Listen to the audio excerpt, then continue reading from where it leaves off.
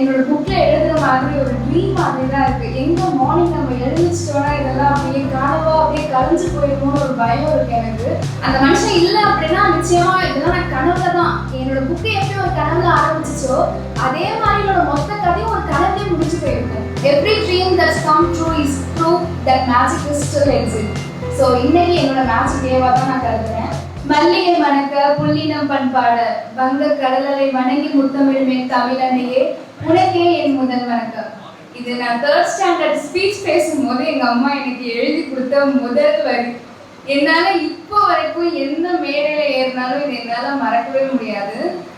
அது மாதிரி தான் never forget how much I love you என்னோட புக்கை தமிழ்ல மொழிபெயர்த்து இன்னைக்கு இந்த அளவுக்கு ஒரு மிகப்பெரிய ஃபங்க்ஷன்ஸ் ரெடி பண்ணி என்னை வாழ்த்தி எனக்காக பேச வந்த எல்லாருக்கும் என்னோட ரொம்ப நன்றி. ஆக்சுவலா இது நிச்சயமா எனக்கு என்னோட புக்ல எழுதுற மாதிரி ஒரு ட்ரீம் மாதிரி தான் இருக்கு. எங்க மார்னிங் நம்ம எழுந்திரிச்சிட்டோம்னா இதெல்லாம் அப்படியே கனவா அப்படியே கலைஞ்சு போயிருமோன்னு ஒரு பயம் இருக்கு எனக்கு. பிகாஸ் நான் அதை எழுதும்போது நான் யோசிக்கவே இல்லை இந்த மாதிரி ஒரு ஸ்டேஜ்ல இத்தனை பேருக்கு மத்தியில இந்த புக் வந்து பப்ளிஷ் ஆகுதுன்னு. ஜஸ்ட் சும்மா ரேண்டமா என்னோட தாட்ஸ்க்கு வந்துட்டு ஸ்டார்ட் பண்ண ஒரு விஷயம் தான்.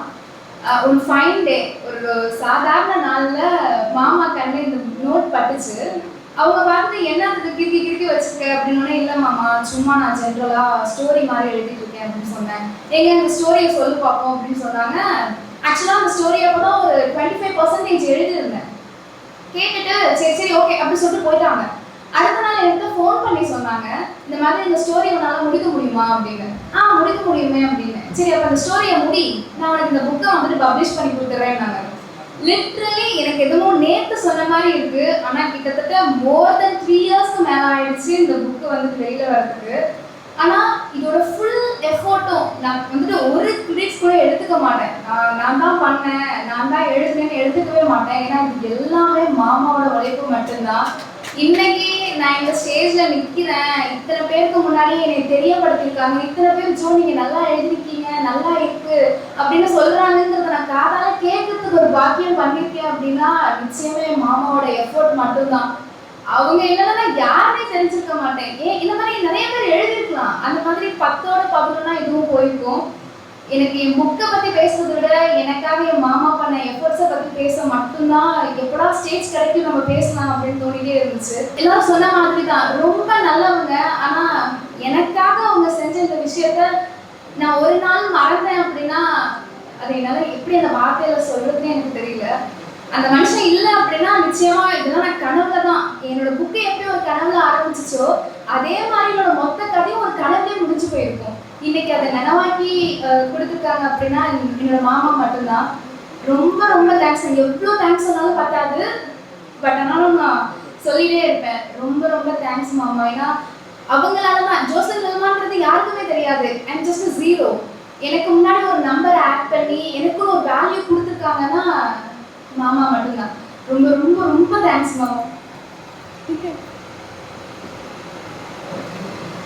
என்னோட பேரண்ட்ஸ்க்கு நான் சப்போர்ட் பண்றேன். ஏன்னா இதெல்லாம் எத்தனை பேர் சரி ஓகே எழுதுற, ஓகே நீ ஒரு வேலைக்கு போகணும், உனக்கு ஒரு லைஃப் வரணும்னு சொல்லி எத்தனையோ பேர் அப்படியே ஒரு சாதாரண விஷயமா முடிச்சிருவாங்க. ஆனா நான் எப்போ ஒரு 2 லைன்ல ஒரு கோட்ஸ் எழுதிட்டு போய் எங்க அம்மா கிட்ட காமிச்சாலும் அவ்வளோ பிரமிப்போட பார்ப்பாங்க. அவ்வளோ ஒரு சந்தோஷம் தெரியும், நல்லா எழுதிருக்க, சூப்பரா எழுதிருக்க அப்படின்னு. எனக்கு அதெல்லாம் பார்க்கும்போது ரொம்ப என்டூவா இருக்கும். அதுதான் இன்னும் நம்மளை எழுதணும்னு ஆர்வம் வந்துச்சு. ஸோ என்னோட பேரண்ட்ஸ்க்கு நான் ரொம்ப தேங்க் பண்றேன். அவங்களே இல்லைனாலும் எவ்ரிதிங் இஸ் ட்ரீம் தான் எனக்கு. ஃபைனலி என்னோட ஸ்டோரியில் நான் டிக்ளேர் பண்ணுற மாதிரி என்னோட டெஸ்டினி.